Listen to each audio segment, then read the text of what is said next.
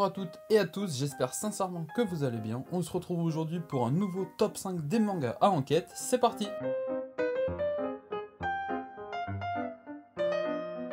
Comme la semaine dernière, je vous ai mis des mangas incontournables et d'autres moins connus mais qui méritent d'être lus également. Et comme la semaine dernière également, je précise que c'est pas véritablement un top, mais plus une sélection et que l'ordre de passage des œuvres ne reflète pas véritablement un classement.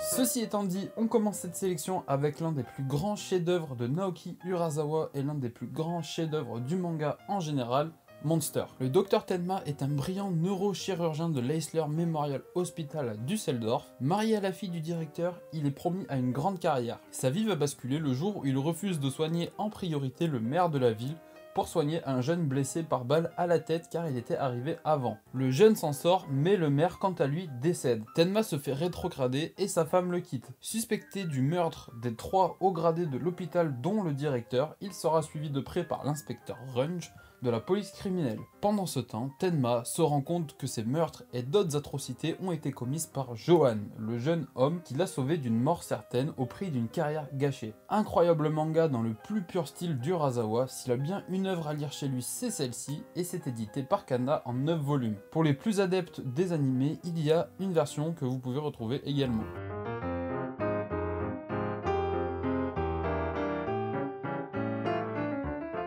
Deuxième œuvre de la sélection, moins connue que la première mais néanmoins très bonne également, vous allez suivre au travers de ce manga les aventures de Keita Kurokochi, un flic corrompu qui en sait long sur les travers des politiciens du pays. Et cela lui confère beaucoup de pouvoir. Il est détesté par le petit nouveau qui s'appelle Shingo, ce dernier va découvrir l'objectif titanesque de Kurokochi dont personne n'avait véritablement soupçonné l'existence. C'est un récit très sombre mais néanmoins plein d'humour et de dérision. Si vous avez encore des doutes sur la qualité du scénario, laissez-moi vous dire que c'est scénarisé par l'immense Takashi Nagasaki. Si ce nom ne vous dit rien, dites-vous que c'est pourtant le co-scénariste de Monster dont j'ai parlé juste avant, le co-scénariste de 20th Century Boys et de Pluto entre autres. Ce qui, je vous cache pas, ne fait pas tâche sur un CV, hein, évidemment, comme vous pouvez vous en douter. Il est très connu pour avoir collaboré à de multiples reprises avec Naoki Urasawa en tant que co-scénariste. C'est vraiment une pointure dans le monde du manga, il n'y a vraiment plus qu'à foncer.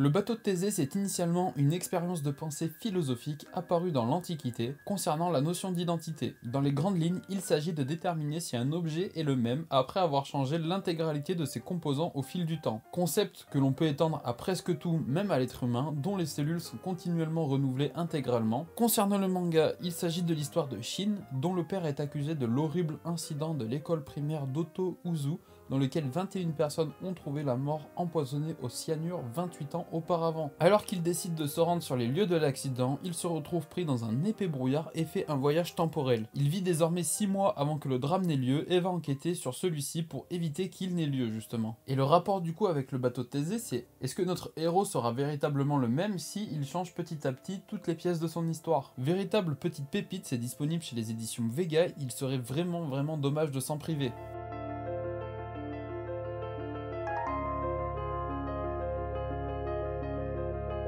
Soil est le nom d'une ville fondée sur un modèle utopique. Une étrange histoire va venir perturber la tranquillité de cette ville, la disparition de la famille Suzuchiro, laissant derrière elle que du sel.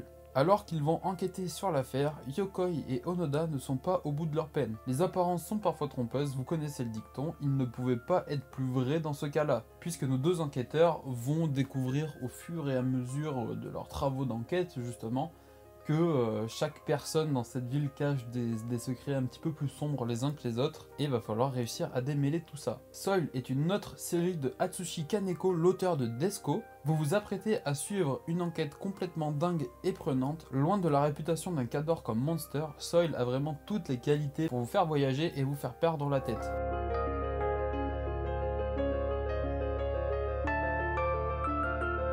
On clôture cette sélection par un autre incontournable du manga à enquête, Death Note. Bon d'accord, rien d'original, mais comment passer à côté? J'aurais bien parlé de plus tôt, mais on avait déjà Monster pour Urasawa. Death Note, c'est la course contre la montre entre deux des plus grands génies que la Terre ait porté. L'un veut utiliser le pouvoir du Death Note pour purifier le mal qui ronge la planète en supprimant tous les criminels et bandits. L'autre met tout son talent à l'ouvrage pour capturer le premier en veillant à ne pas commettre le moindre faux pas, sous peine de mourir lui aussi. Le pouvoir du Death Note est que toutes les personnes dont le nom est écrit dedans meurent. C'est vraiment puissant comme vous pouvez vous en rendre compte. Et notre héros n'est pas simplement un lycéen banal, voilà, puisque c'est quelqu'un qui a de l'ambition et qui souhaite du coup devenir le dieu du nouveau monde. Monde qui va bâtir au fur et à mesure avec son Death Note. C'est vraiment un manga à lire au même titre que Monster. C'est réalisé là aussi par deux génies que sont Tsugumi Ohba et Takeshi Obata. C'est entre autres les auteurs de Bakuman, c'est aussi les auteurs de Platinum End, mais ça vous n'êtes pas nécessairement obligé de le lire. On va surtout souligner le fait qu'ils aient fait Bakuman, qui est un autre manga génial. Death Note saura à coup sûr vous captiver et vous retourner la tête, j'en suis persuadé. C'est donc terminé pour cette vidéo, j'espère sincèrement que vous aurez passé un bon moment en la regardant. Merci à tous de l'avoir regardé jusqu'à la fin. Comme la dernière fois, la vidéo est en partenariat avec la librairie BD Plus Café, dont tous les tomes sont disponibles en boutique. Si la vidéo vous a plu, n'hésitez pas à vous abonner ou à laisser un pouce bleu, ça fera vraiment plaisir, hein, tout simplement. En attendant, je vous dis à très vite pour une nouvelle vidéo. Prenez soin de vous, à la prochaine, ciao ciao.